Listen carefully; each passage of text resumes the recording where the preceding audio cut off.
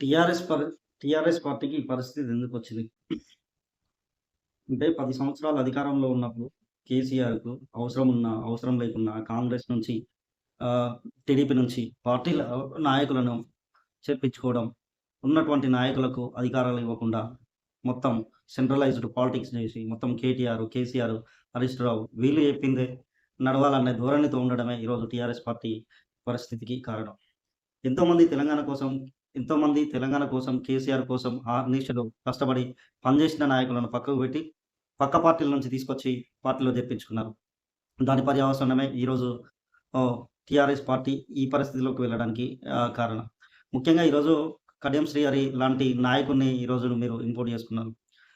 అదే కాలంలో స్టేషన్ గన్పూర్ నుంచి తాటికొండ రాజయ్య అనేటువంటి నాయకుడు ఇంతకుముందు ఎమ్మెల్యే పదవికి రాజీనామా చేసి మీ ఆ!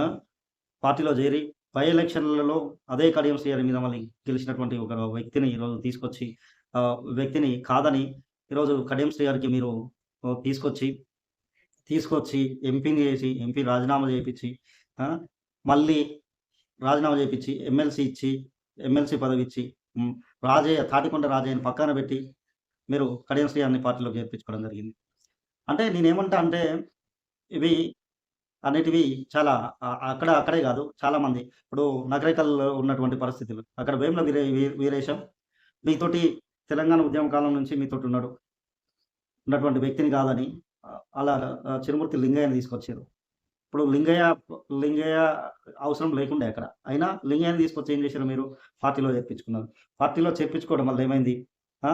అదే వేముల వీరేశం చరిష్మా ఉన్నటువంటి నాయకుడక్కడ. గెలిచే నాయకుడు. ఆ నాయకుడు కాదని చిరుమూర్తి లింగయ్యకిచ్చారు. చిరుమూర్తి లింగయ్య ఏమైంది? చిరుమూర్తి లింగయ్య ఓడిపోయాడు. అట్లనే ప్రతి నియోజకవర్గంలో మీదదే పరిస్థితి. ప్రతి నియోజకవర్గంలో అదే పరిస్థితి. అంటే మీరు సొంతంగా నాయకుల్ని తయారు జేసుకోకుండా, నాయకులున్న చోట వాళ్ళకి చెక్కు పెట్టడం కొరకు మీ అధికారం ఎప్పటికీ వందల సంవత్సరాలు, వేల సంవత్సరాలు శాశ్వతంగా ఉంటదని కలలు గని అందరిని చేర్పించుకొని ఈరోజు పార్టీ మనుగడే ప్రశ్నార్థకమైన పరిస్థితికి తీసుకొచ్చారు. ఆ పరిస్థితికొచ్చింది. ఎందుకొచ్చిందంటే మీ స్వయంకృతాపరాధమే. అంటే కొంతమంది నాయకుల్ని గాదని. ఇప్పుడు కోదండరాంని గూడా తీసుకుంటేదుండే. ఆయన వత్తే వేరే ఏ పదవి అడుగుతాడో, ఏ మంత్రి పదవి అడుగుతాడో, ఆయనకు మంత్రి పదవి ఇచ్చుడేంది? ఆయన నాయకుడు గాదు గదా! ఇలాంటి ధోరణిలే. ఇప్పుడు ఈటల రాజేందర్ లాంటి నాయకుడిని మీరు బయటికి పంపించారు. సరే ఈటల రాజేందర్ స్థానాన్ని మీరు టీఆర్ఎస్ పార్టీ గెలవచ్చు. కానీ దాని ఇంపాక్ట్ అనేది మీకు వేరే నియోజకవర్గాల్లో డెఫినెట్‌గా పడ్డది. వేరే నియోజకవర్గంలో డెఫినెట్‌గా 100% పడతది. అంటే నేనేమంటున్నా అంటే మీరు చేయొచ్చు గాక. అంటే ఈటల రాజేందర్ అన్నట్టు మీరు అవసరాల కొరకు చేయొచ్చు. రాజకీయం అనేది ఎప్పటికి డైనమిక్స్‌గా ఉంటాయి. మీరు లెక్కలేసుకున్నట్టు ఉండవు. ఎప్పుడైతే మిమ్మల్ని నమ్ముకొని మీ జెండాలు మోసి మీకోసం పనిచేసే నాయకులు మీతోటి ఉన్నంత కాలమే మీ అధికారం అనేది ఉంటది. ఎప్పుడైతే మీ జెండాలు మోసకుండా పక్క జెండాలు మోసి మీ జెండాలకు మీ దగ్గరకొచ్చి అధికారం ఉన్నప్పుడు వచ్చే నాయకులు ఏంది? వాళ్ళ ఇంటెన్షన్ ఏంది? అధికారం ఉన్నోళ్ళ దగ్గరికెళ్ళిపోవడం వాళ్ళ ఇంటెన్షన్. ఈరోజు అధికారం మీ దగ్గర లేదు. వేరేటోళ్ళ దగ్గర ఉంది. ఎళ్ళిపోతారు. అంటే ఏ చెట్టు పక్షులు ఆ చెట్టుకు పోతాయన్నట్టు ఆటోమేటిక్‌గా అది జరుగుతూనే ఉంటది. ఈరోజు మీరు చేసినటువంటి స్వయం కృతాపరాధమే మిమ్మల్ని ఈరోజు వెంటాడుతుంది. ఏ రోజైతే మీరు ప్రతిపక్షాలను లేకుండా చేసి, ఈరోజు మొత్తం అందరూ మా పార్టీలోనే ఉంటారు. ఆ! కుక్కల లెక్క మొరుగుతారు కాబట్టి మా ఇంట్లోకి తీసుకొచ్చుకుంటే ఇంత బువ్వ లేకపోతే ఇంత ముక్కలేస్తే సైలెంట్‌గా తోముకుంటూ ఉంటారనుకున్నారు. కానీ అదేమైందంటే సేమ్ ఇంటెన్షను వేరే వాళ్ళ దగ్గరికి కూడా అలాగనే పోతారన్న విషయాన్ని మీరు మర్చిపోయారు. ప్రతి నియోజకవర్గంలో మీరు అదే పొగలు పెట్టారు. ఎర్రబెల్లి దయాకర్ రావుని మీరు తీసుకోవాల్సిన అవసరమే లేకుండే.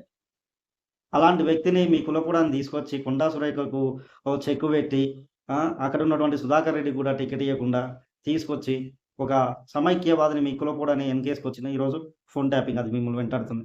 అంటే ఆయన ఏదో సీనియారిటీ మీకు పనికొస్తదనుకున్నారు గానీ, ఈరోజు అదే సీనియారిటీ, అదే తెలివి ఈరోజు మిమ్మల్ని బోన్‌లో దోషులుగా నిలబెట్టే పరిస్థితొచ్చింది.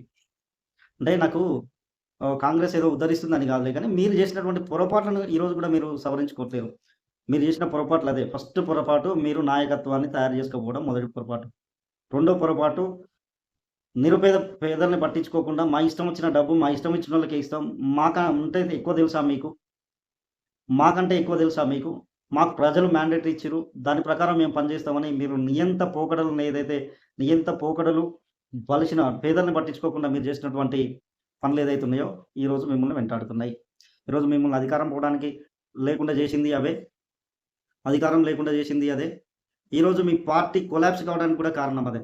గ్రామాలల్లా జెండాలు మోసి అట్లు బుక్కిరో ఏదో అంటారు కదా! మీరు ఆ! తిన్నారో తినలేదో అట్లు బుక్కిరు, పని చేసిర్రు అన్నారు కదా! తెలంగాణ కొరకు. పని చేసిర్రు. కానీ అట్లు బుక్కినోళ్ళు అట్లు బుక్కి అటుకులు బుక్కి పని చేసినోళ్ళు ఈరోజు టీఆర్ఎస్ పార్టీలో కార్యకర్తలు లేరు. ఎందుకు లేరు అంటే, మీరు ఇంపోర్ట్ చేసుకున్నటువంటి రెడీమేడ్ సరుకు ఏదైతే కావాలనుకున్నారో, ఆ రెడీమేడ్ సరుకే మిమ్మల్ని నాశనం చేస్తుంది.